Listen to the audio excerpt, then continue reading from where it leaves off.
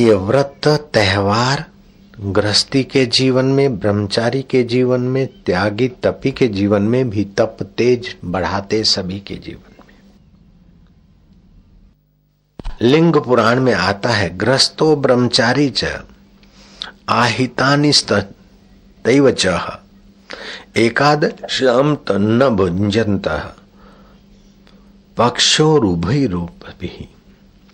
गृहस्थी हो, ब्रह्मचारी हो, सात्विक किसी को भी एकादशी के व्रत का आदर करना चाहिए। उन दिन अन्न ग्रहण नहीं करना चाहिए। व्रत जीवात्मा को ओजस्वी तेजस्वी बनाने की एक प्रक्रिया है। परमार्थिक ऐश्वर्य अंतःकरण में उभारने के लिए व्रत की बड़ी भारी भूमिका है। कापिल्य नगर के राजा वीरबाहु से भरद्वाज ऋषि ने एकादशी का महात्म्य सुनाते हुए कहा कि व्रत उपवास का पूरा फायदा उठाने के लिए 11 क्रियाओं का त्याग करना चाहिए। व्रत में बार बार ठंडा जल पीना व्रत के फायदे को दबा देता है। हिंसा करना ये व्रत की महानता को कोस देगा। अपवित्र आहार और अपवित्र भाषा का त्याग करना चाहिए। चौथी बात, असत्य भाषण व्रत उपवास के दिन बिल्कुल त्याग देना चाहिए। वैसे तो सदा के लिए त्यागना चाहिए, लेकिन इन दिनों में तो खास सावधानी रखनी चाहिए। पांचवी बात, व्रत उपवास के समय पान चबाना वर्जित है। जैसे नौरताओं के व्रत उपवास में पान चबाना ठीक नहीं, एकादशी में पान चबाना ठीक नहीं। छठी बात, दिन की निद्रा व्रत उपवास के समय तो कभी किसी कीमत में नहीं। और संभोग मैथुन व्रत के दिनों में बड़ी हानि करता है। जुआ और रात को शयन या विशेष अच्छे बिस्तर सजाकर शयन करना व्रत के दिनों में नहीं। धरती पर शयन करना और 12 बजे तक जागरण जप ध्यान करना। पतित मनुष्यों का संग का त्याग करना और दातुन आदि पेस्ट आदि का त्याग करना चाहिए। सादा सुदा मंजन से ही व्रत के दिन में मुंह साफ करना चाहिए। ऐसे व्रती को व्रत का पूरा फायदा मिलता है। एकादशी के व्रत के बारे में भगवान श्री कृष्ण को युधिष्ठिर प्रार्थना करते हैं कि प्रभु, दशहरे के बाद की जो एकादशी है, उस एकादशी के व्रत का मैं महात्म्य सुनना चाहता हूं। भगवान नारायण कहते हैं, श्री कृष्ण कहते हैं कि वह एकादशी सारे पापों का शमन करने वाली है और जीव को ओजस्वी तेजस्वी बनाने वाला एकादशी का व्रत। दशम के दिन एक टाइम भोजन करे शाम के समय, और भगवान वासुदेव को प्रार्थना करे कि कल मैं एकादशी का व्रत करूंगा। मेरी 5 ज्ञान इंद्री, 5 कर्म इंद्री और 11वां मन, इन 11 से जो भूले भाले पाप और संताप के कर्म हो गए, उनके शमन और तुम्हारी भक्ति की मुझे प्राप्ति हो, सद्गति की प्राप्ति हो और साफल्य मनोरथ की प्राप्ति हो। इसलिए मैं एकादशी का व्रत करता हूँ। एकादशी के दिन उठकर सुबह भगवान नारायण का चिंतन करके आज मैं एकादशी का व्रत धारण करता हूँ।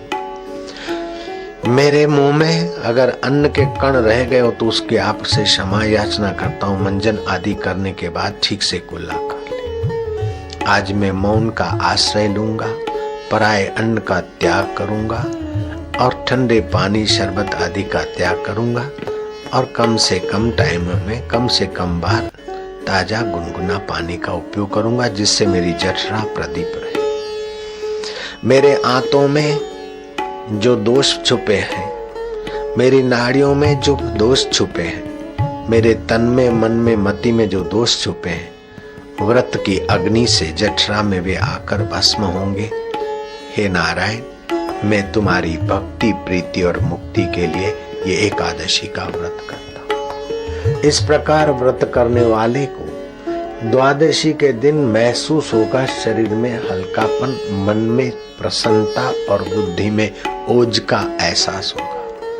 भारत देश का ये सौभाग्य देशवासियों का कि यहाँ व्रत उपवास के द्वारा आरोग्य तो मिलता है, साथ साथ में भगवान की भक्ति और हृदय में सुख शांति का संचार होता है। जिन देशों में व्रत उपवास की महिमा नहीं है, उन देशों में डॉक्टर जबरन उपवास करवाते हैं, भूखामरी का कोर्स करवाते हैं।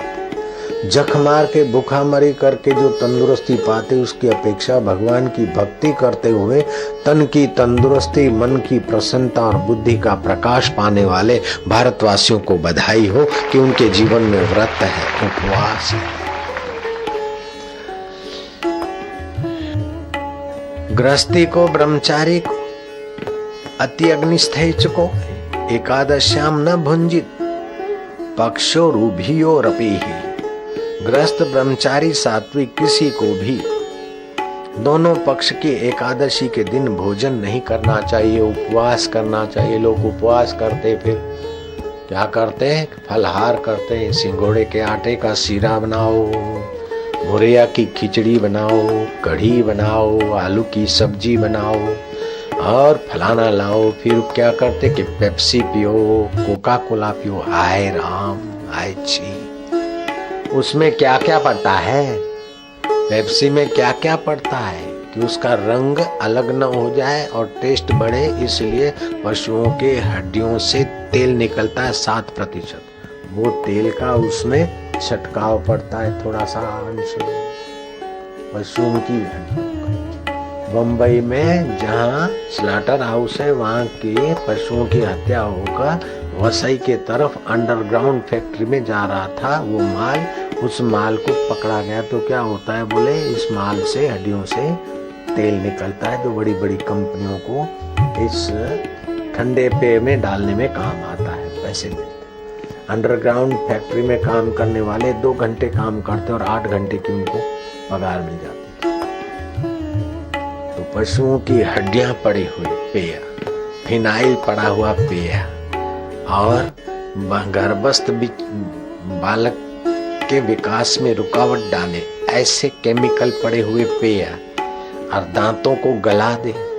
आप धरती में अपना दांत डाल दीजिए, 50 वर्ष पड़ा रहेगा। लेकिन ये पेप्सी, कोका कोला आदि में दांत रख दीजिए, थोड़े दिनों में गल जाएगा। आप ये पीते तो आपके दांत में कुछ फर्क तो पड़ता है, दांतों को गलाने का काम ये पेय करते। तो उपवास में तो कभी आइसक्रीम अथवा ठंडा शरबत नहीं पीना चाहिए। उपवास में तो जठरा तेज रहे, इसे पानी ताजा पीना चाहिए।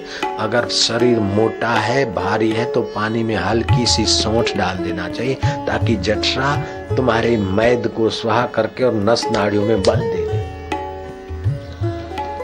हानिकारक पदार्थ से ये बनती है तुम्हारे पेप्सी, कोका कोला। डीडीटी से कैंसर के रोग प्रतिकारक शक्ति का ह्रास होता है, डीडीटी पड़ती थोड़ी, और जातीय विकास में विकृति होती है। लिंडेन पड़ता है इसमें, जो कैंसर होता है तथा मस्तिष्क और चेतना तंत्र को हानि करता है, वो उसमें पड़ता है। तीसरा पड़ता है क्लोरोपाइरिफॉस, जो गर्भस्थ शिशु को हानि करता है।